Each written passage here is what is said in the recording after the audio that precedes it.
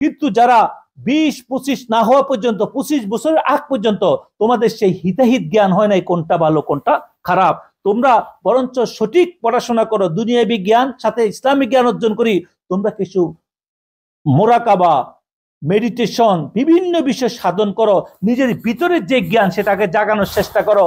ভালো খারাপ মন্দ সেটা জাস্টিফাই করার, সঠিক কোনটা বুঝার ক্ষমতা রাখার পরে এখন তুমি আসি কোনো না কোনো পলিটিক্যাল পার্টি বা ইসলামিক পার্টি, যে কোনো পার্টির সাথে তুমি তখন জড়াইলে তুমি কিছু কম্পেয়ার করতে পারবা।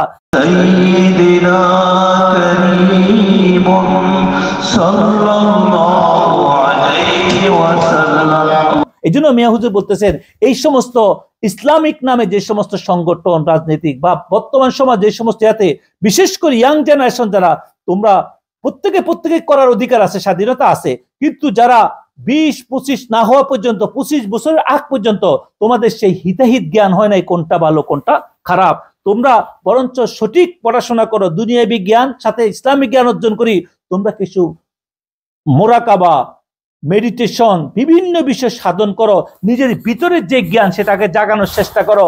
ভালো খারাপ মন্দ সেটা জাস্টিফাই করার, সঠিক কোনটা বুঝার ক্ষমতা রাখার পরে এখন তুমি আসি কোনো না কোনো পলিটিক্যাল পার্টি বা ইসলামিক পার্টি, যে কোনো পার্টির সাথে তুমি তখন জড়াইলে তুমি কিছু কম্পেয়ার করতে পারবা। তুমি তোমার বাপকে, তোমার কোনো বড় ভাইকে, তোমার কোনো মহল্লার কোনো ব্যক্তিকে তোমাকে সাহায্য করছে বা তোমার সাথে করছে, তার পিছে পিছে দৌড়াচ্ছ, আর তুমি কাউকে দেখতেছো সে রাজনীতি করি মোটামুটি অনেক সম্পদের মালিক হয়েছে, মিনিস্টার হয়েছে, বা মোটামুটি তার কথায় সমাজে চলে, তাকে যে দেখে সালাম দে, আর তুমি তাকে দেখে তুমি এরকম হওয়ার স্বপ্ন দেখি তুমি কি করতেছো? তার পিছে যাইয়া ইনকিলাব করতেছো, স্লোগান দিচ্ছ, যাচ্ছ, সবকিছু করতেছো।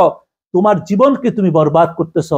তোমার সময়টাকে তুমি যেভাবে মেডিটেশন করি, তুমি যেখানে সঠিকভাবে তোমাকে একটা ভালোভাবে বিল্ড করার জন্য তুমি কোনো কিছু কাজ শিখতে পারতা, পড়াশোনা করতে পারতা, সেই সময়কে তুমি কি করতেছো?